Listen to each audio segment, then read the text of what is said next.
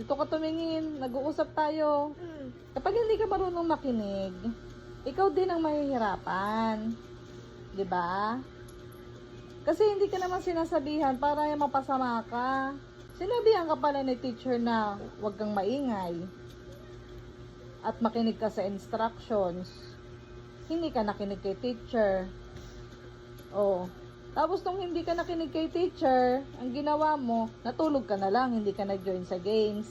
Imbis na mag-sorry ka kay teacher kasi maingay ka. Kuya, tama ba yon? Hindi. Hindi po. Hindi po. Sino sisisihin mo ngayon? Sarili. O sarili mo. O kaya dapat hindi ka umiyak kasi kasalanan mo kung bakit hindi ka nakapaglaro. Hindi mo matanggap na mali yung ginawa mo. Kuya J3, hindi pwedeng ganyan ha. Hindi pwedeng pag pinagsasabihan ka, sasama ang loob mo. Ha? Kuya J3, nakikinig ka sa akin? Opo. Di ba sinabihan na kita? Na kaya ka pinagsasabihan para hindi ka mapasama. Tinatanda mo ba yung sinasabi sa'yo ni Mami? Di ba paulit-ulit na yung sinasabi sa'yo ni Mami dito sa bahay? Na kaya ka pinagsasabihan para hindi ka mapasama.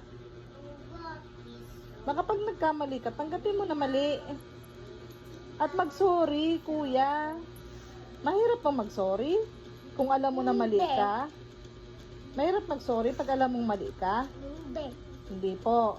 Hindi po. O dapat nag-sorry ka kay teacher. Kasalanan mo eh.